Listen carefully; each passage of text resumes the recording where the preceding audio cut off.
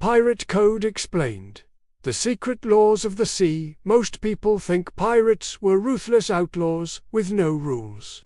When we picture these legendary figures, we see wild-haired madmen, swinging from ship rigging with cutlasses between their teeth, drunk on rum and bloodlust, taking whatever they wanted without consequence or conscience.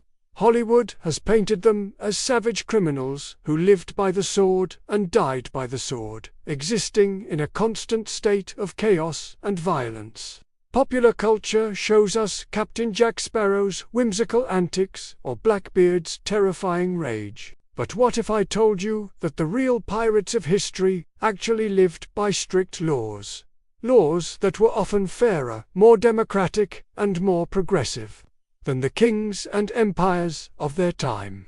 What if the very people we've been taught to see as chaos incarnate actually created one of history's most fascinating examples of workplace democracy, social insurance, and representative government? What if these maritime outlaws developed systems of justice and governance that wouldn't be adopted by civilized nations for another century or more? Welcome to the hidden world of the Pirate Code, the secret laws that governed the golden age of piracy from roughly 1650 to 1730. Today, we're diving deep into a story that textbooks rarely tell, exploring laws that protected the weak, ensured fair treatment, and created systems of justice that put contemporary governments to shame. This isn't the romanticized version you've seen in movies or read in adventure novels. This is the real story of how outlaws created order, how criminals established justice, and how the most feared men on the seas might have been more civilized, more fair, and more democratic than the societies they rejected. We'll examine actual historical documents, the Articles of Agreement signed by real pirate crews, and discover provisions for disability insurance that predated similar protections by centuries, democratic election processes that gave common sailors more political power than most citizens enjoyed on land, and conflict resolution systems that prevented the kind of arbitrary violence we associate with lawless societies. By the end of this journey, you'll understand why thousands of experienced sailors voluntarily abandoned promising naval careers to join pirate crews, why these maritime rebels developed compensation systems and workplace protections that legitimate navies wouldn't adopt for generations, and most importantly, was the Pirate Code actually the first true democracy at sea? The answer might fundamentally change how you view both pirates and the development of democratic institutions. But before we explore these revolutionary legal systems, we need to understand the world that created them. So let's start at the beginning, in an era when the seas were painted red with blood and betrayal, when wooden ships carried desperate men into an uncertain and violent future. To understand why pirates needed codes, we must first examine what pirate life was like before these legal frameworks existed. Picture this. You're aboard a cramped wooden vessel in the middle of the Atlantic Ocean, hundreds of miles from the nearest land.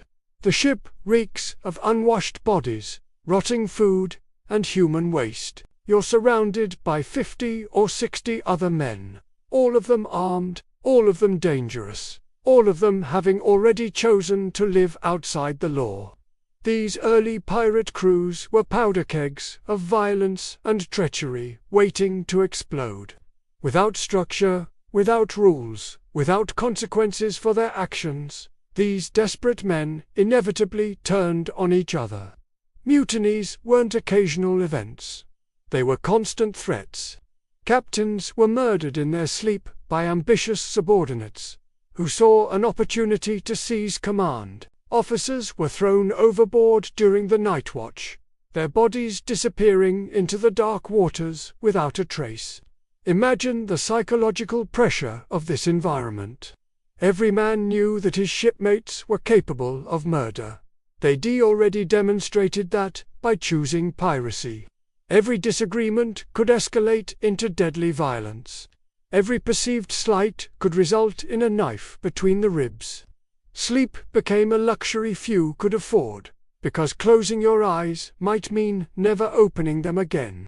The acquisition and distribution of treasure became another source of deadly conflict. In these early, lawless crews, plunder went to whoever could grab it first. The strongest and most ruthless hoarded gold and silver, while weaker crew members received nothing for risking their lives. This created a vicious cycle where desperation drove men to increasingly violent acts against their own shipmates. Knife fights over scraps of silver were common. Men killed each other over a handful of coins or a piece of jewelry. Food and water, already scarce on long ocean voyages, became weapons in the hands of those who controlled them. Crew members would poison each other's rations to eliminate competition for resources. Ship's cooks were frequently murdered because they controlled access to food supplies. Even the ship's carpenter and navigator weren't safe. Despite their essential skills, they could be killed by paranoid crew members who suspected them of plotting mutiny. The psychological toll was enormous. Men lived in constant fear, not just of external threats like naval patrols or storms, but of their own shipmates. Paranoia became a survival skill. Trust was a luxury no one could afford. The result was predictable. Ships would barely make it out of port before erupting in violence that left half the crew dead or severely wounded. Some crews lasted only days before destroying themselves. Historical records from Port Royal in Jamaica describe ships limping back to harbor with decimated crews, their decks still stained with the blood of internal conflicts. Tavern keepers and merchants reported that certain pirate ships would lose more men to internal violence than to battles with their victims. This chaos was economically unsustainable. Dead men can't sail ships, fight battles, or spend treasure in port towns. The most successful pirate captains began to realize that they needed to create some kind of order. If they wanted to survive long enough to profit from their criminal enterprises, the solution wasn't obvious. These men had rejected all conventional authority. So, what kind of rules would they accept? The breakthrough came in the late 1600s, when innovative pirate leaders began experimenting with written agreements that established clear rules for shipboard life. These weren't simple lists of do's and don'ts, but comprehensive legal documents that addressed every aspect of pirate society. They were called Articles of Agreement, Ship's Articles, or simply the Code, and they represented a revolutionary approach to governing criminal organizations. But creating these codes wasn't just about preventing violence, it was about creating sustainable businesses. Because that's what successful pirate operations really were. Maritime business enterprises that happened to operate outside the law. Like any business, they needed structure, clear roles and responsibilities, fair compensation systems, and mechanisms for resolving disputes. The difference was that their business model involved stealing from other ships, and their employees were armed criminals with short life expectancies. The development of these codes wasn't uniform or simultaneous. Different pirate captains experimented with different approaches, learning from both successes and failures. Some early attempts were too rigid and sparked rebellions. Others were too lenient and failed to prevent the chaos they were designed to eliminate. Gradually, through trial and error, a set of common principles emerged that formed the foundation of what we now call the Pirate Code. One of the earliest and most influential code creators was the Welsh privateer turned pirate Henry Morgan. Operating in the Caribbean during the 1660s and 1670s, Morgan transformed a loose confederation of buccaneers into a disciplined force capable of attacking major Spanish strongholds. His code emphasized democratic decision-making for major operations while maintaining strict discipline during combat. Morgan's success in capturing Panama City in 1671 demonstrated that well-organized pirate forces could accomplish what regular armies struggled to achieve. The legendary Edward Ned Low, active in the 1720s, took a different approach. Known for his cruelty toward captured enemies, Low nonetheless maintained strict fairness within his own crew. His articles were carved directly into the ship's mainmast, so that no crew member could claim ignorance of the rules. Low's code included detailed provisions for sharing plunder, specific punishments for various offenses, and elaborate procedures for resolving disputes between crew members. Perhaps the most sophisticated code belonged to Bartholomew Roberts, known as Black Bart, who was active from 1719 to 1722. Roberts' 11 articles covered everything from combat conduct to religious observance, from gambling regulations to retirement benefits. His code was so comprehensive and well-crafted that it became the template many other pirate crews adopted or adapted for their own use. But why did these men, who had rejected all other forms of authority, feel compelled to create such elaborate legal systems? The answer reveals something profound about human nature and social organization.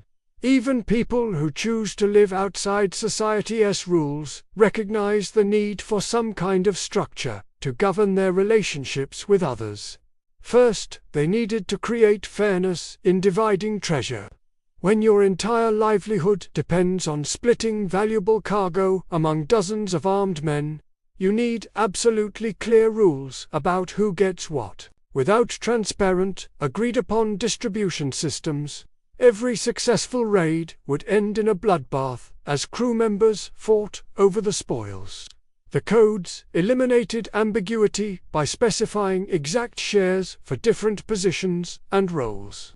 Second, they had to maintain discipline during long, dangerous voyages. A ship is essentially a closed system where tensions can build to explosive levels. Men living in cramped quarters for months at a time, facing constant danger and uncertainty, need clear behavioral guidelines and consequences for violations. Without these structures, crews would tear themselves apart before they ever captured their first prize. Third, they needed to minimize conflicts within the crew while maximizing their effectiveness against external targets. Pirates depended absolutely on each other's support during battles and boarding actions. A crew weakened by internal strife could hope to overcome well-armed merchant ships or fight off naval patrols. The codes created unity of purpose and mutual trust that was essential for survival. Fourth, they had to create systems for leadership, succession, and dispute resolution. In legitimate organizations, these functions are handled by external authorities, courts, governments, corporate boards. Pirates had to create their own institutions to serve these functions, and they had to do so in ways that their members would accept as legitimate and binding. What emerged from this practical necessity was genuinely revolutionary. The Pirate Code created the most democratic system of governance existing anywhere. In the world at that time, while European monarchs ruled by divine right and claimed absolute authority over their subjects, while naval officers commanded through royal appointment and aristocratic privilege, pirate captains derived their power from the consent of the governed. They were elected by their crews and could be removed by popular vote if they failed to perform their duties satisfactorily. This was on theoretical democracy, debated in coffee houses or university lecture halls. This was democracy in its rawest, most practical form, tested under life-and-death conditions. These systems had to work when storms threatened to sink the ship, when naval patrols were closing in for battle, when food and water were running dangerously low, and when the immediate temptation of treasure conflicted with long-term crew loyalty and survival. Now, let's examine the specific laws that made these floating democracies function.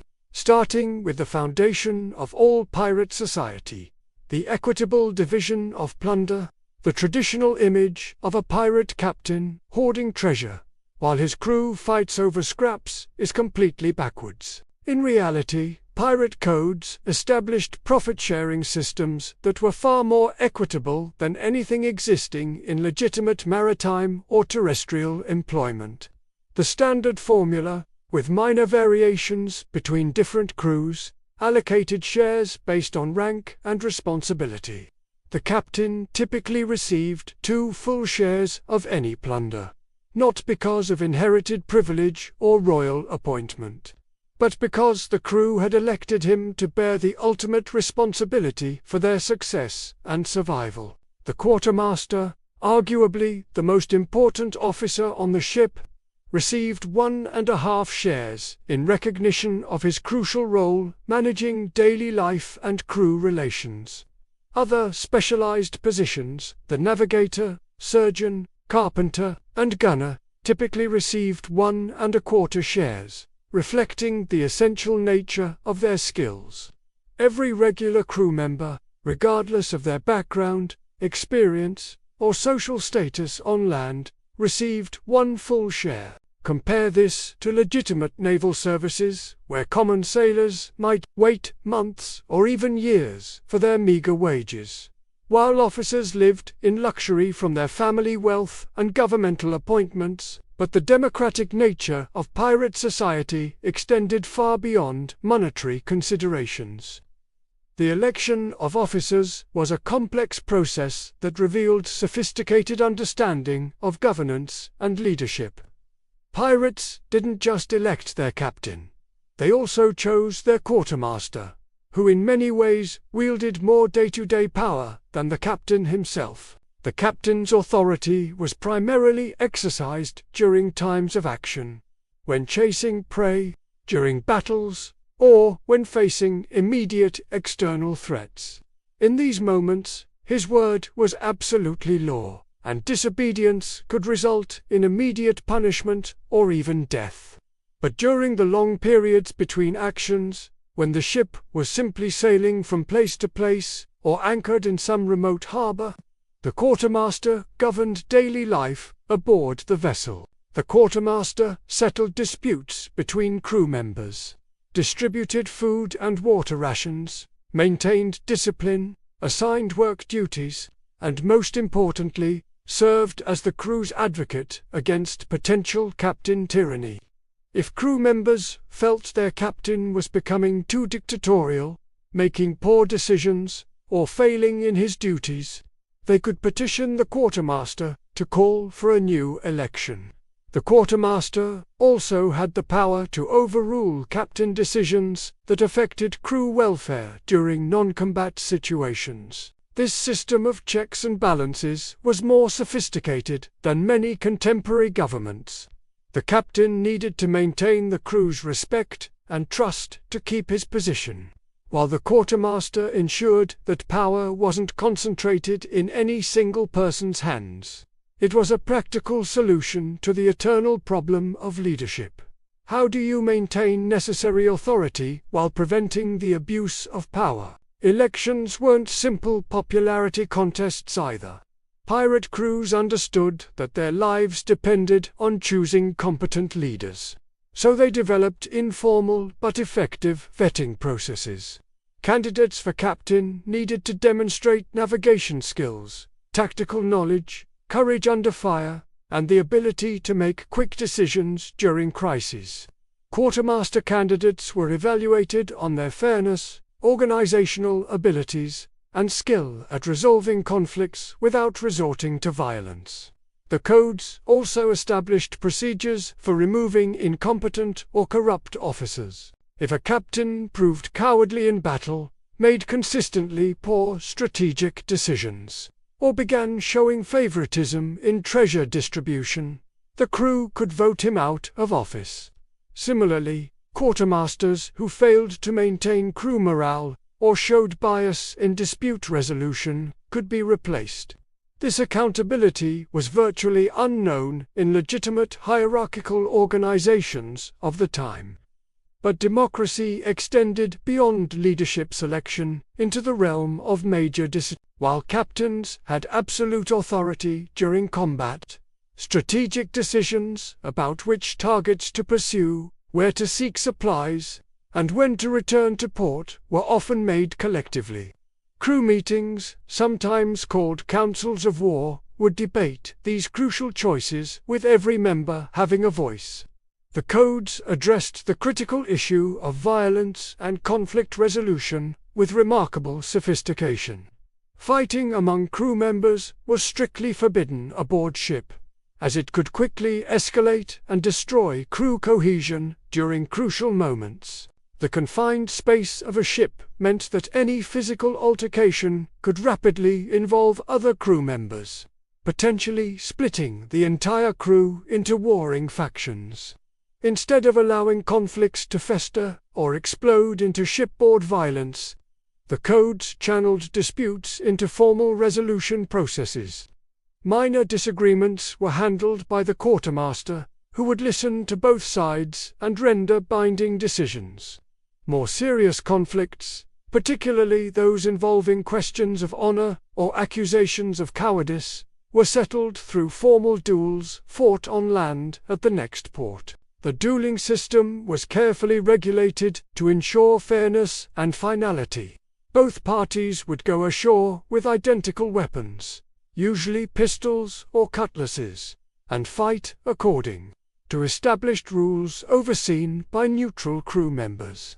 The survivor was considered vindicated, and the matter was considered permanently closed, regardless of the outcome.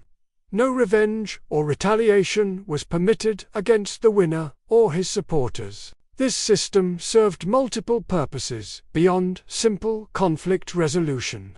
It provided a controlled outlet for the natural aggression of violent men, prevented minor disputes from escalating into major crew divisions, and maintained the principle that questions of honor and courage should be settled personally rather than through political maneuvering or violence. Against the entire crew, theft from fellow crew members was considered one of the most serious offenses in the pirate world. More serious in some ways than cowardice in battle. This might seem paradoxical. After all, these men made their living by stealing from others. But pirates understood the crucial distinction between theft from outsiders, which was their profession, and theft from shipmates, which was a betrayal of the trust that held their society together.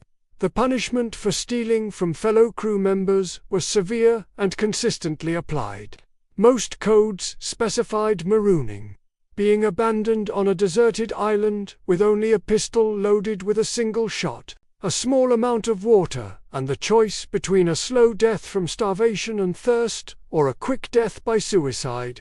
Some codes included additional punishments, like having ears and nose cut off before being marooned, ensuring that the thief would be permanently marked, even if he somehow managed to survive and return to civilization. The severity of this punishment reflected the existential threat that internal theft posed to crew cohesion. Pirates depended absolutely on mutual trust during life-threatening situations. A man who would steal his shipmates' share of plunder might also steal food during a shortage, hide weapons during a battle, or abandon his post when courage was needed most. The harsh punishment sent a clear message that betraying your shipmates was unforgivable. Cowardice in battle was equally despised and similarly punished. Pirates understood that their survival depended on each crew member's willingness to risk his life for the collective good. During boarding actions against enemy vessels, when facing naval patrols, or when defending their ship against attack, every man needed to know that his shipmates would stand and fight beside him. The codes made it clear that anyone who fled from battle, refused to fight when ordered, or abandoned his post during combat would be marooned at the next opportunity. However, the codes also showed sophisticated understanding of the difference between cowardice and legitimate incapacity. Men who were genuinely unable to fight due to injury, illness, or physical disability were not punished for their inability to participate in combat, provided they had demonstrated courage when they were able to fight. This distinction revealed something important about pirate society. While they had no tolerance for cowardice or betrayal, they showed remarkable compassion for those who were genuinely unable to contribute through no fault of their own. This leads us to perhaps the most revolutionary aspect of pirate codes: their comprehensive systems of disability insurance and social welfare.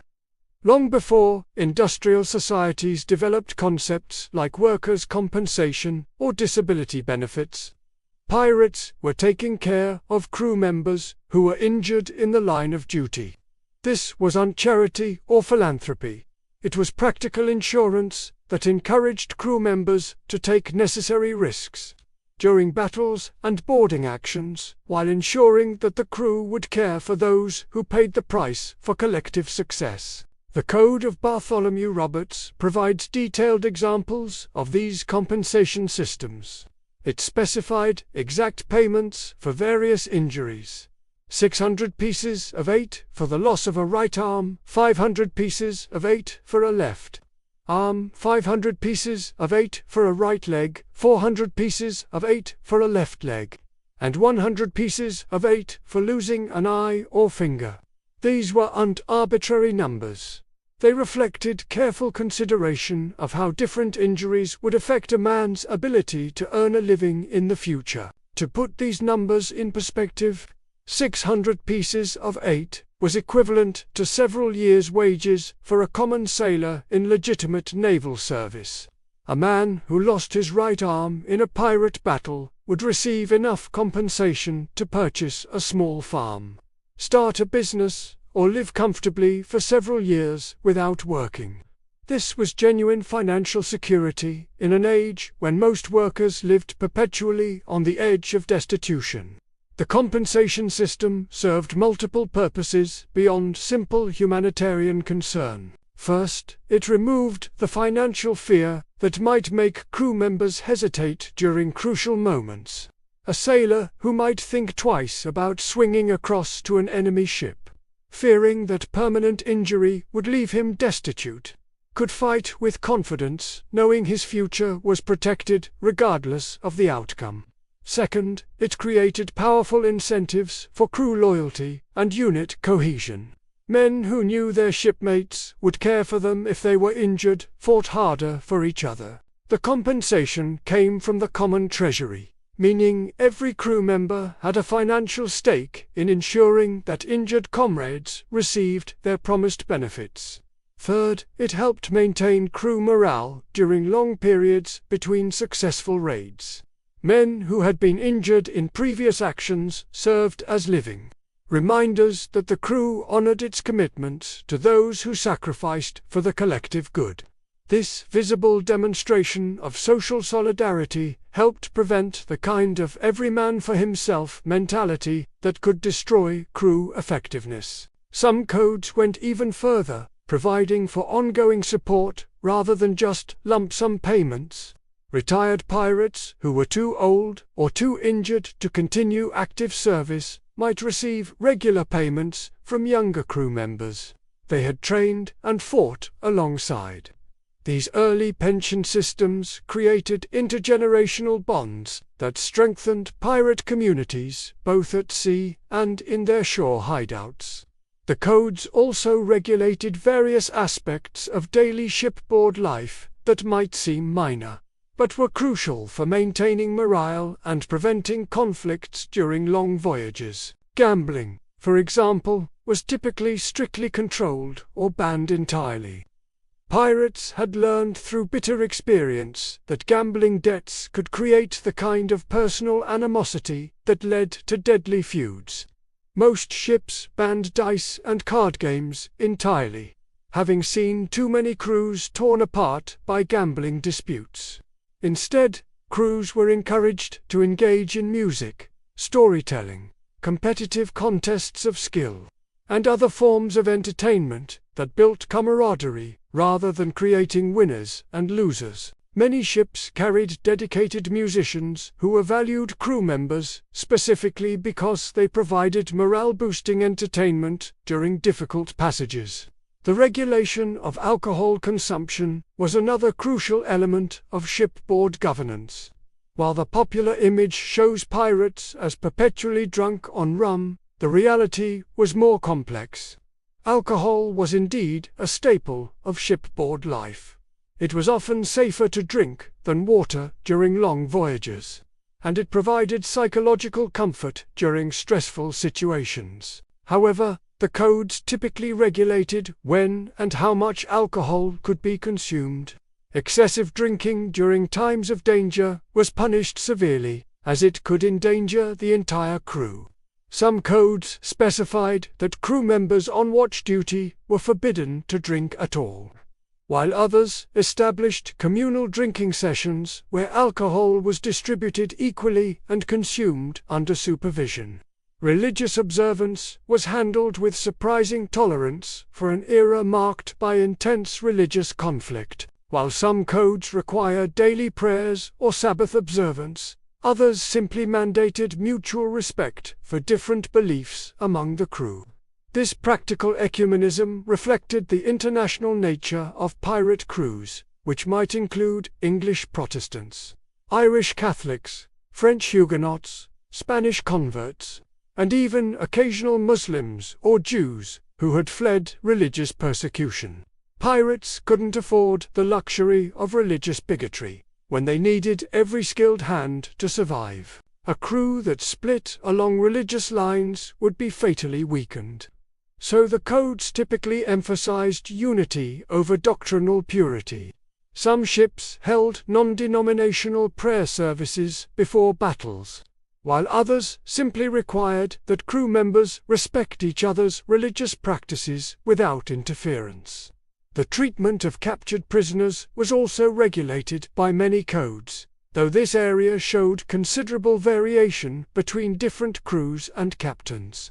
While popular imagination portrays pirates as bloodthirsty killers who murdered captives for sport, the reality was more nuanced. Unnecessary killing was often forbidden, because it served no practical purpose and might make future victims fight more desperately.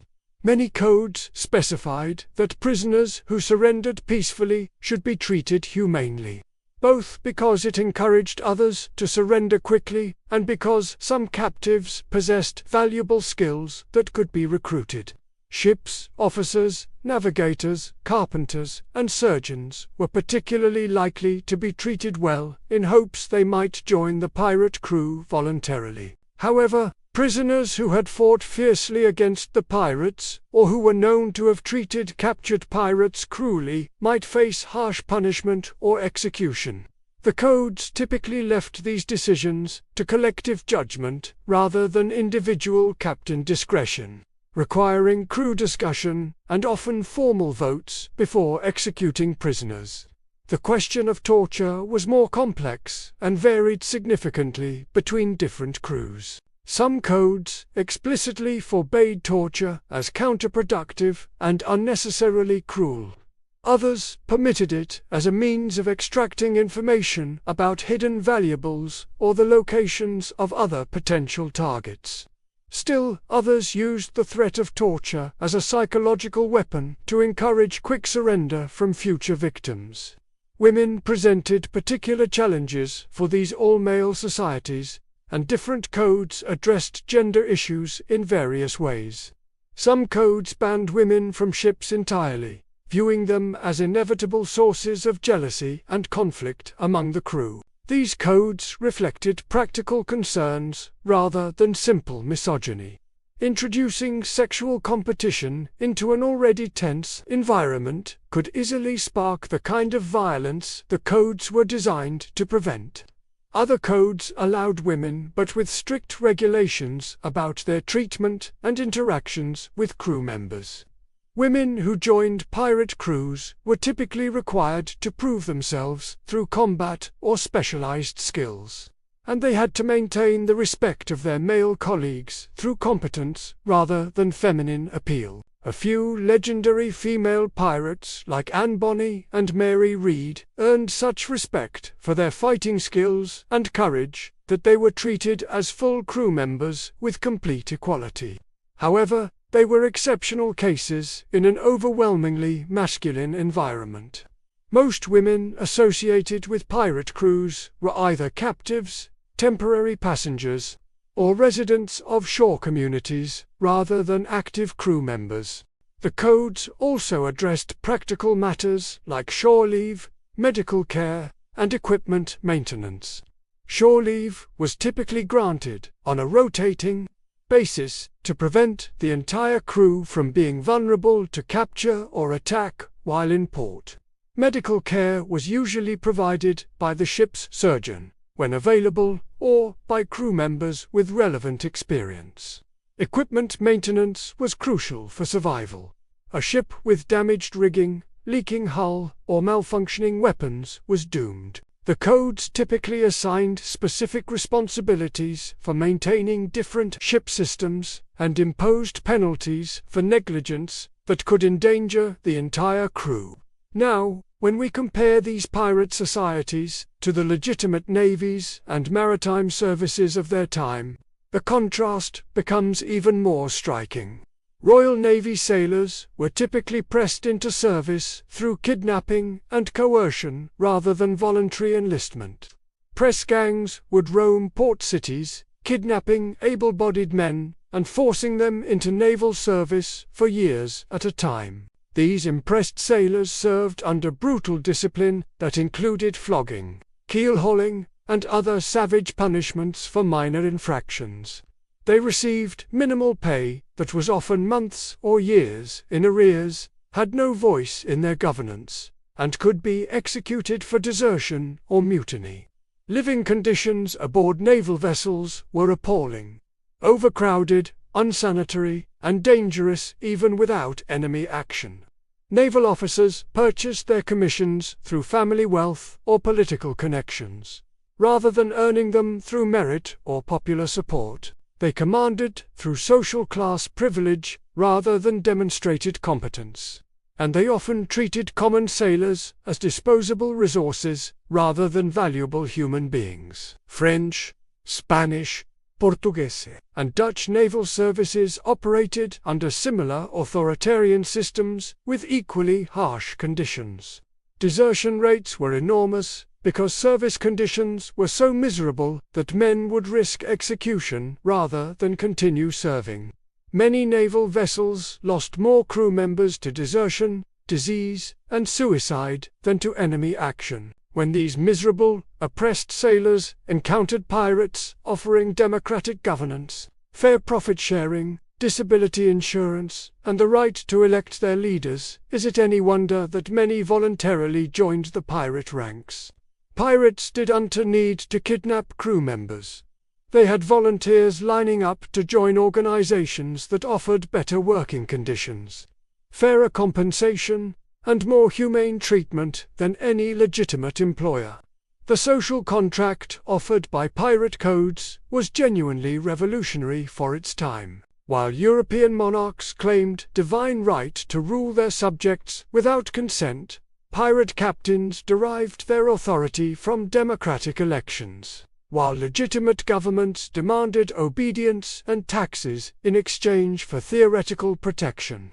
Pirate crews offered their members real democracy in exchange for shared risk and mutual loyalty. This was untheoretical political philosophy debated in academic circles. It was practical governance, tested under the most extreme conditions imaginable. These systems had to function when facing death in battle, when resources were scarce, when isolation from civilization lasted for months, and when every decision could mean the difference between success and disaster. The fact that pirate codes not only survived but thrived under such pressures suggests they addressed fundamental human needs for fairness, representation, and mutual protection that transcended the specific circumstances of their creation. These maritime democracies proved that even the most marginalized members of society could create sophisticated systems of governance, when survival depended on cooperation. Some historians argue that pirate codes influenced later democratic movements and labor organizations, particularly in maritime industries. The concepts that workers should have a voice in choosing their leaders, that profits should be shared fairly among those who create them, and that leadership should be based on competence and popular support rather than birth or wealth. These ideas appeared first in pirate codes before spreading to broader society.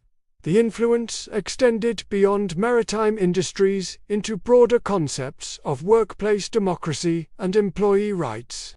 Modern labor unions trace some of their organizational principles back to these early maritime cooperatives. The idea that workers deserve protection against arbitrary authority, compensation for workplace injuries, and a share in the profits they help create. These principles appeared in pirate codes centuries before they became standard features of industrial societies. Even our modern understanding of insurance and disability benefits owes something to those crude articles carved into shipmasts by desperate criminals. While medieval guilds provided some protection for their members, pirate codes created comprehensive coverage that protected individuals regardless of their social background or family connections. It was a remarkably progressive approach for men who were supposedly outside civilization. The legacy of pirate codes extends into popular culture and collective imagination in ways that often obscure their historical significance. Disney's sanitized version of pirate life and Hollywood's romanticized portrayals of swashbuckling heroes have overshadowed the genuine innovations these maritime societies achieved. The Jolly Roger flag has become a universal symbol of rebellion against authority. But its original meaning was more complex. It represented not just defiance of existing power structures, but the creation of alternative governance systems. Modern maritime law still reflects some principles first established in pirate codes. The concept that ships' crews should have input into major decisions that affect their welfare. That maritime officers should be accountable for their treatment of subordinates. And that maritime workers deserve compensation for occupational injuries. These ideas trace their origins back to those articles of agreement signed by desperate men on wooden ships centuries ago. International maritime conventions now require that merchant vessels maintain certain standards for crew treatment, compensation, and working conditions. While these modern protections are far more comprehensive and legally enforceable than anything pirates could have imagined, they reflect the same basic principle that appeared first in pirate codes: that people who risk their lives at sea deserve fair treatment and protection from arbitrary authority.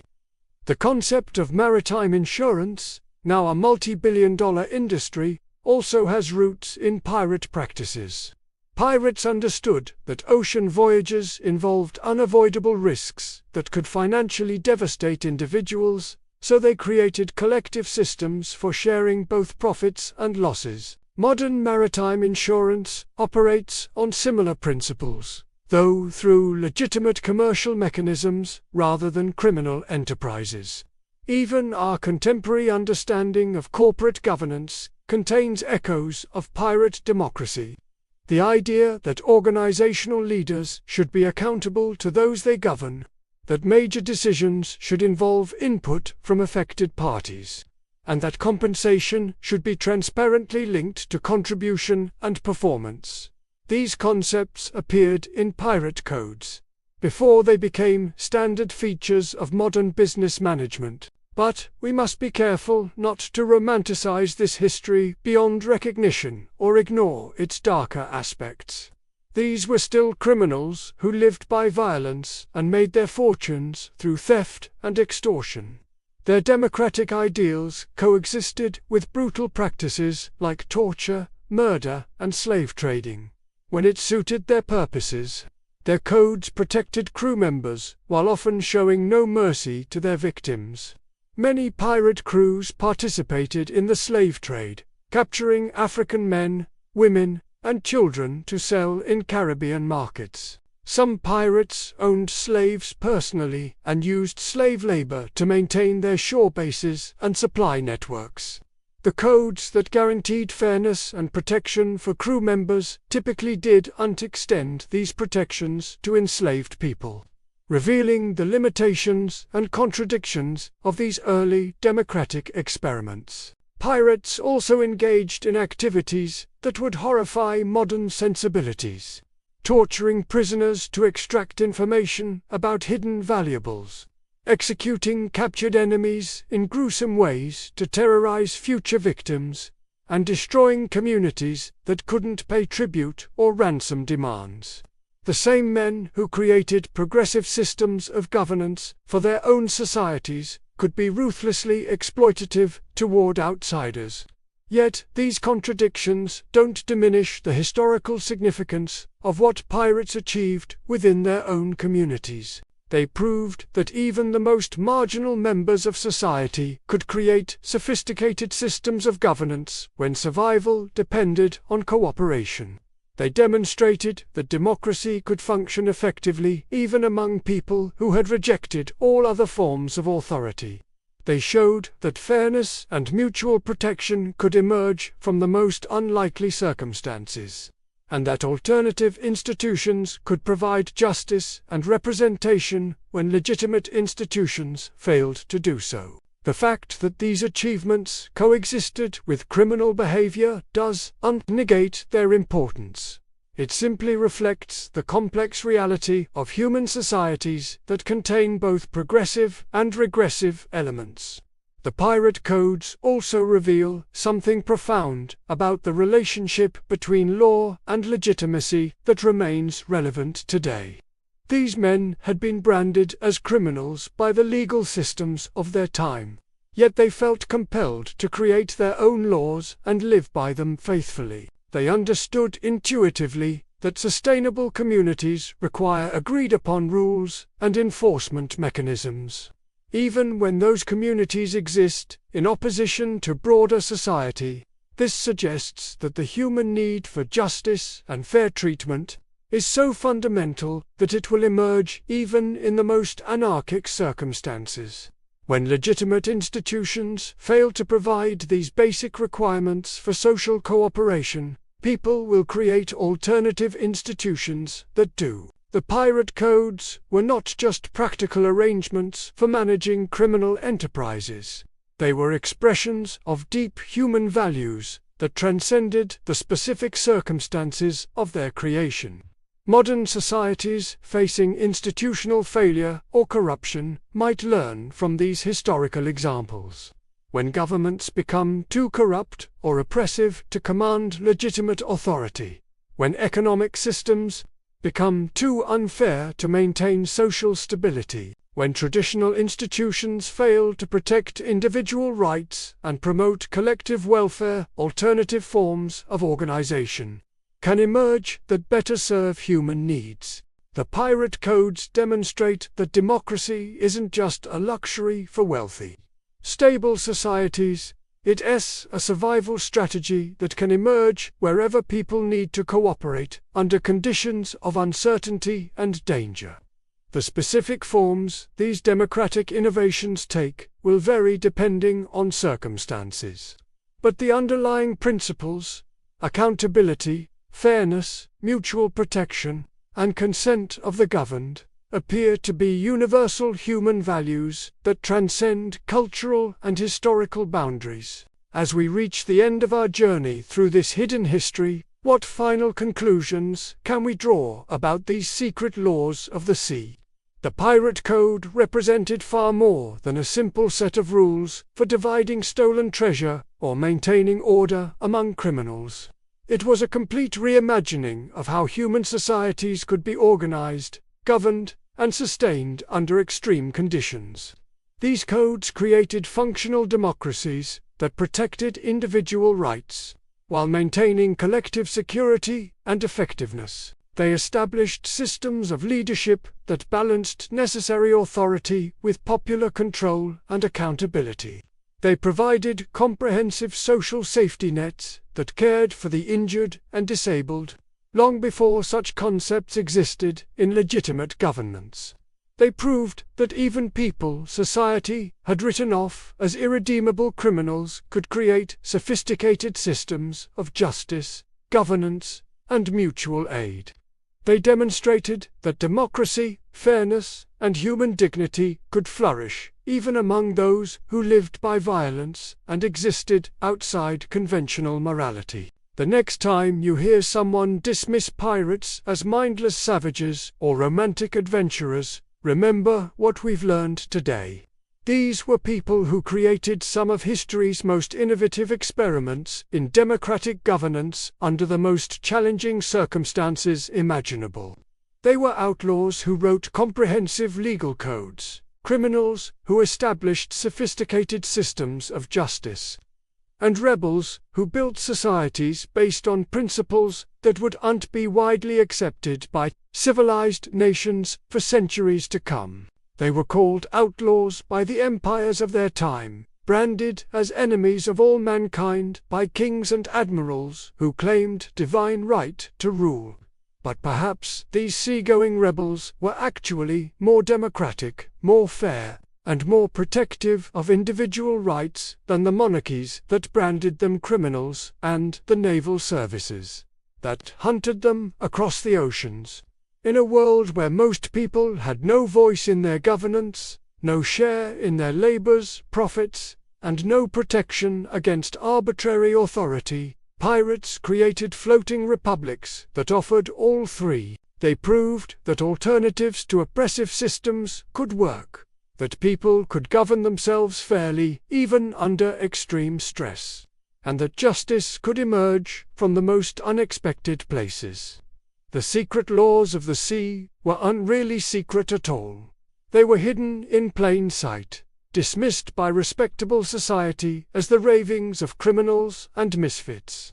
But history has a way of revealing truth.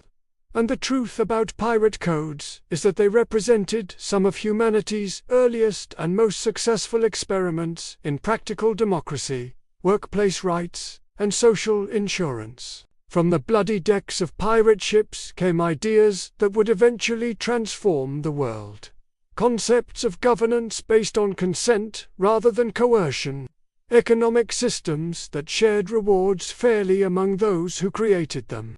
And social institutions that protected the vulnerable rather than exploiting them. These innovations didn't emerge from universities or royal courts, but from the desperate necessity of men who had to create workable societies or die trying. The influence of pirate governance extends far beyond what most people realize. When American colonists began developing their own democratic institutions in the 18th century, many of the concepts they embraced, elected leadership, checks and balances, individual rights, protected by written law and governance by consent, had been tested and proven by pirate crews decades earlier.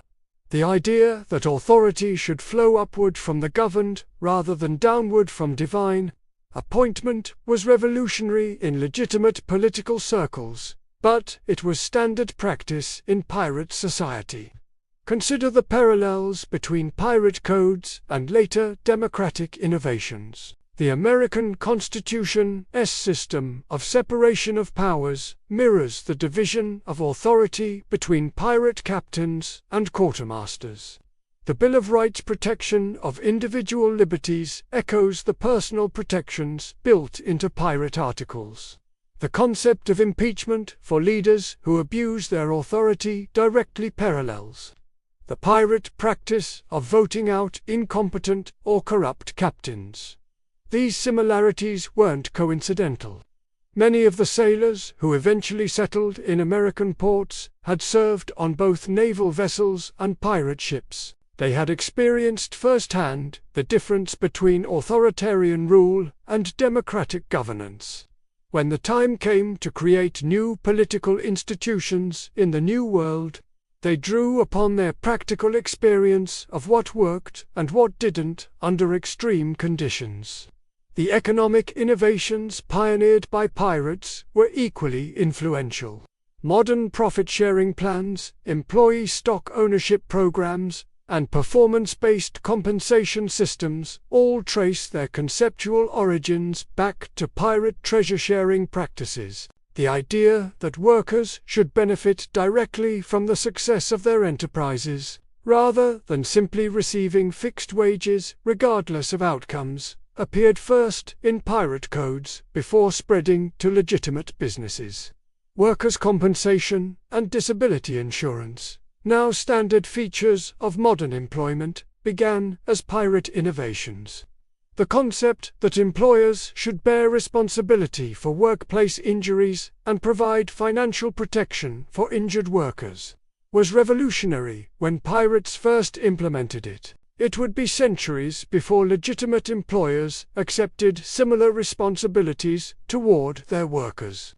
Even modern concepts of workplace democracy and employee participation in management decisions have roots in pirate practices.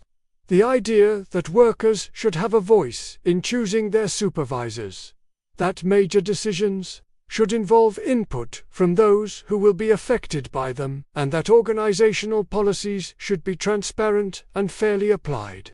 These principles were standard features of pirate governance long before they appeared in legitimate organizations. The maritime insurance industry, now worth hundreds of billions of dollars globally, evolved from the risk-sharing principles first developed by pirate crews. Pirates understood that ocean voyages involved unavoidable dangers that could financially devastate individuals.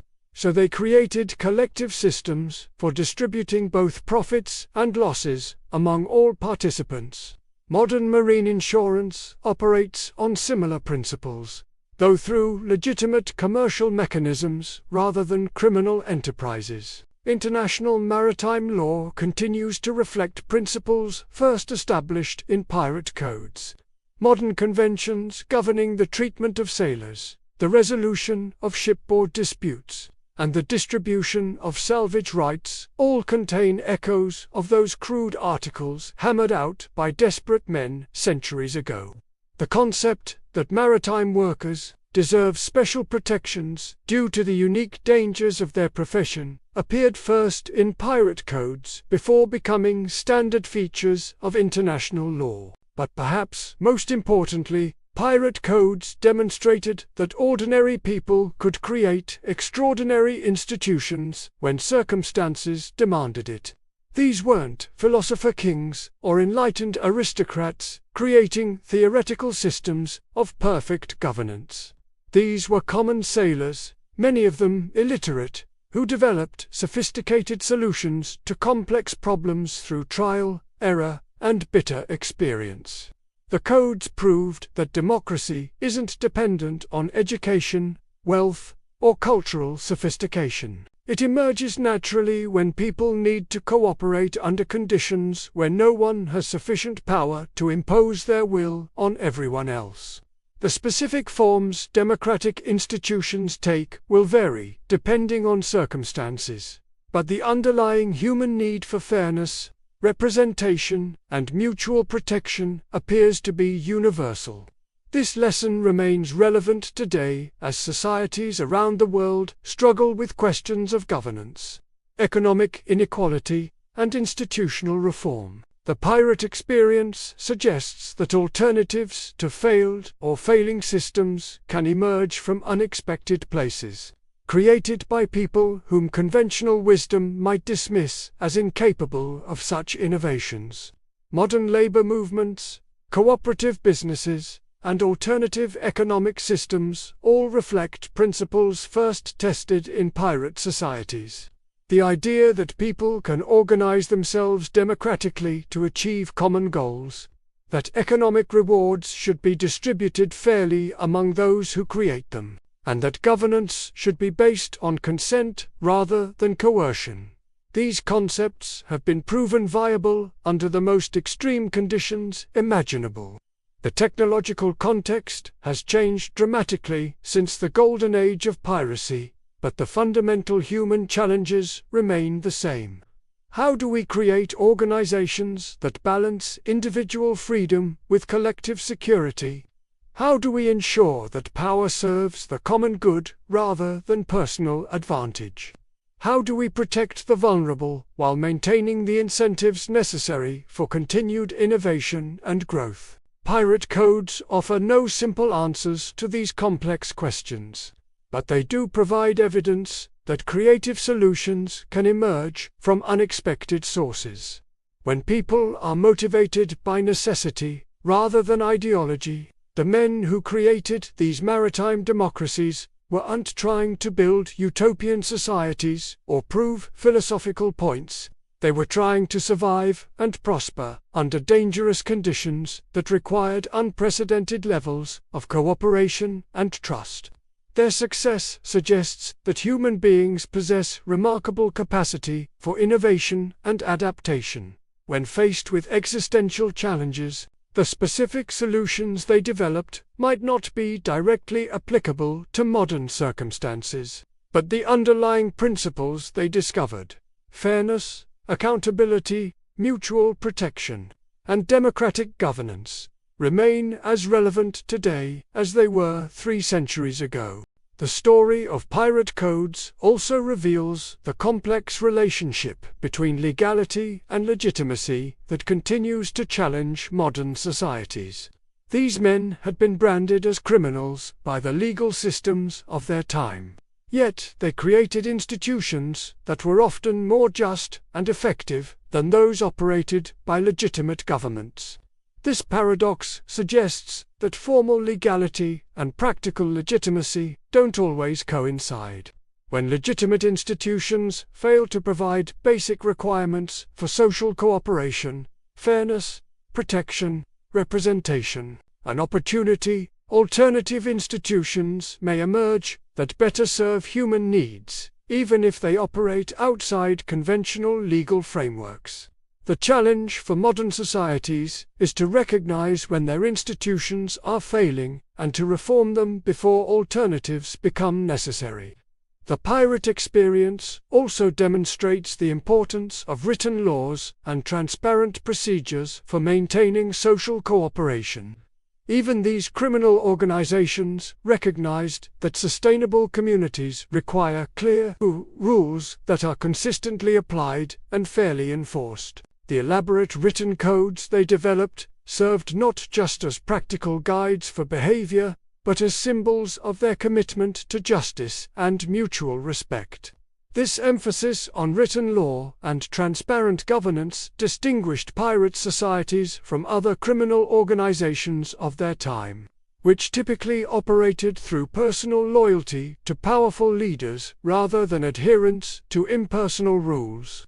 The pirates' insistence on codified law reflected their understanding that lasting institutions must be based on principles rather than personalities. Modern democracies continue to grapple with this same challenge: how to maintain institutional integrity and public trust when individual leaders disappoint or fail.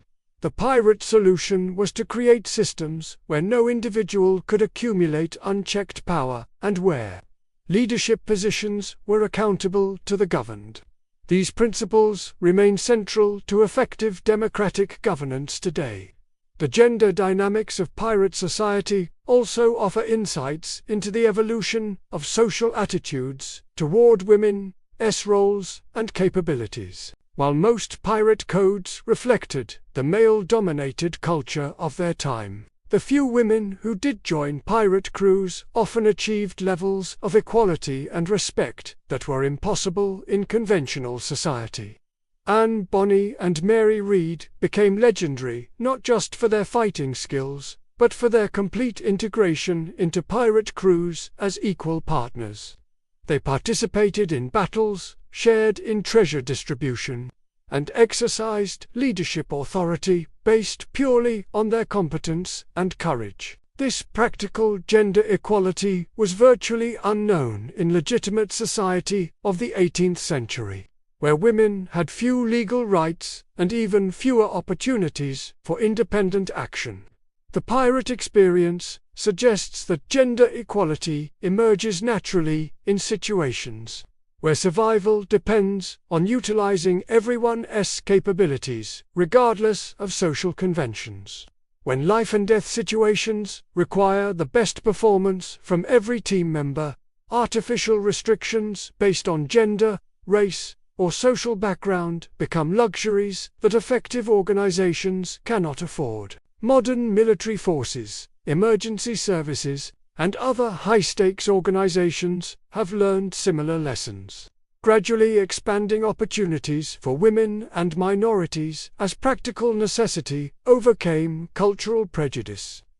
The pirate precedent demonstrates that social progress often begins with practical innovations in extreme environments before spreading to broader society.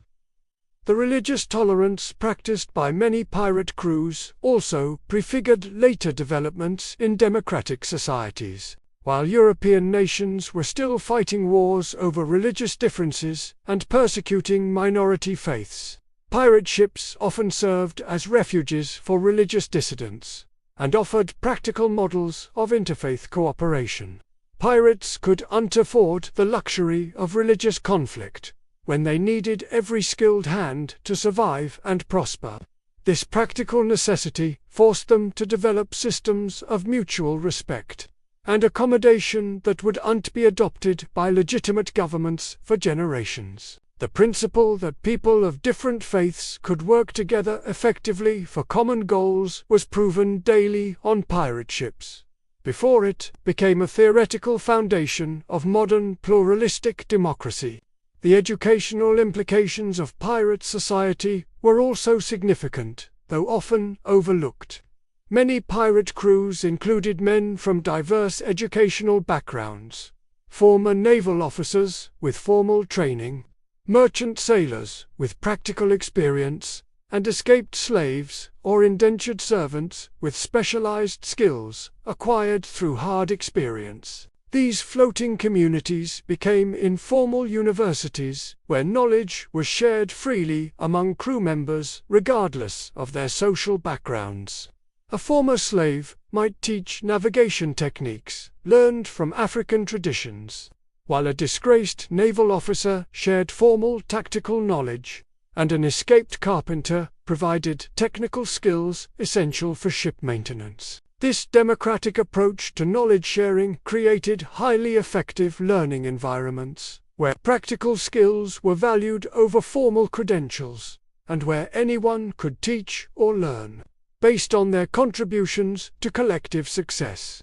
Modern educational reformers seeking to create more inclusive and effective learning environments might learn from these historical examples of informal but highly successful knowledge communities. The psychological insights revealed by pirate codes are equally fascinating.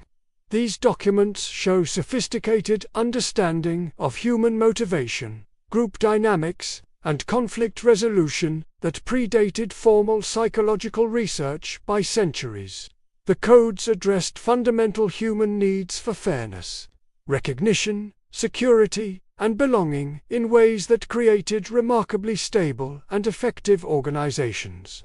The emphasis on transparent rules, fair procedures, and mutual accountability reflected intuitive understanding of what modern psychology has confirmed: that people perform better and cooperate more effectively when they trust their institutions and believe they are being treated fairly. The pirates' success in creating high-performing teams under extreme stress offers lessons for modern organizations seeking to improve employee engagement and organizational effectiveness. The codes also demonstrated sophisticated understanding of risk management and collective decision-making. Pirates faced constant uncertainty about weather, enemies, opportunities, and resources, yet they developed systems for making crucial decisions quickly and effectively under pressure. Their combination of democratic input for strategic decisions and hierarchical authority for tactical implementation created flexible organizations that could adapt rapidly to changing circumstances. Modern organizations operating in volatile environments, from technology companies to military units to emergency services, face similar challenges in balancing democratic participation with decisive leadership. The pirate model suggests that this balance can be achieved by clearly defining when different decision-making processes should be used, and ensuring that all participants understand and accept these arrangements.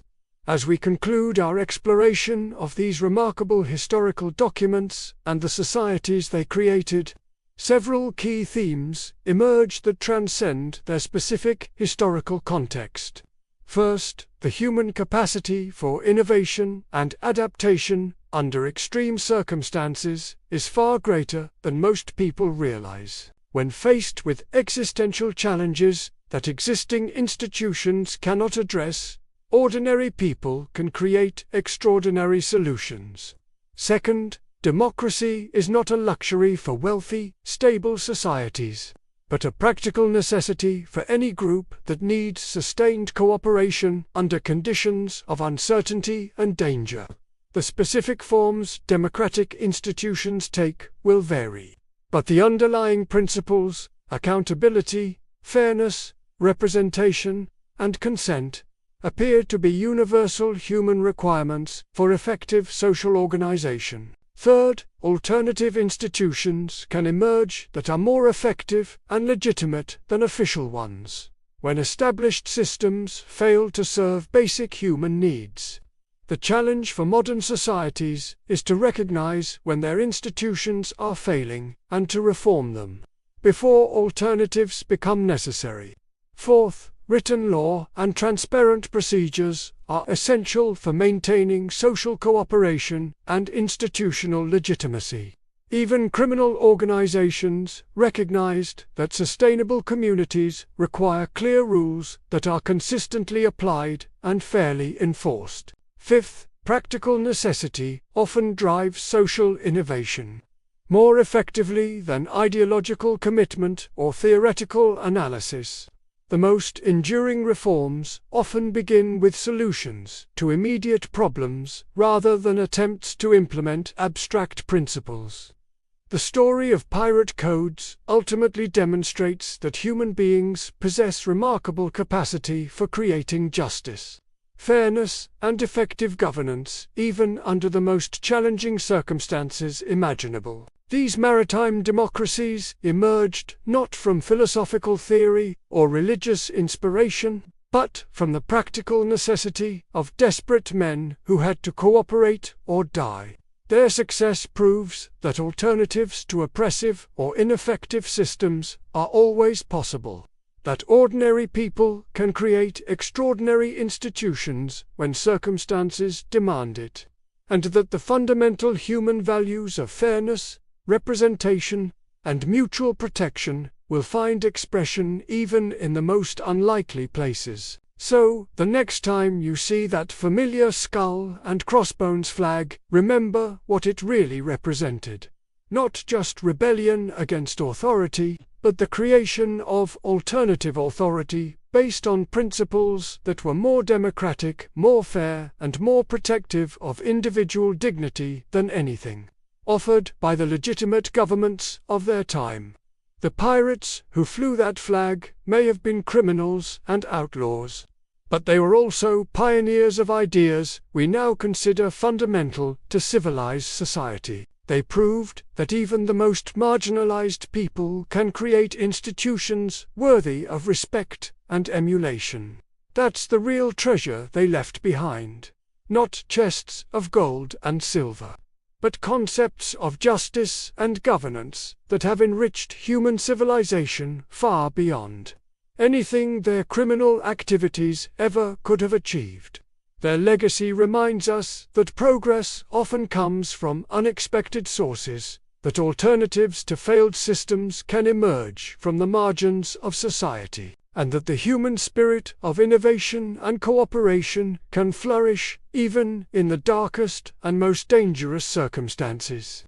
In a world still struggling with questions of governance, inequality, and institutional reform, the lessons of the Pirate Code remain as relevant today as they were 3 centuries ago on the rolling decks of those wooden ships that served as humanity's first floating democracies.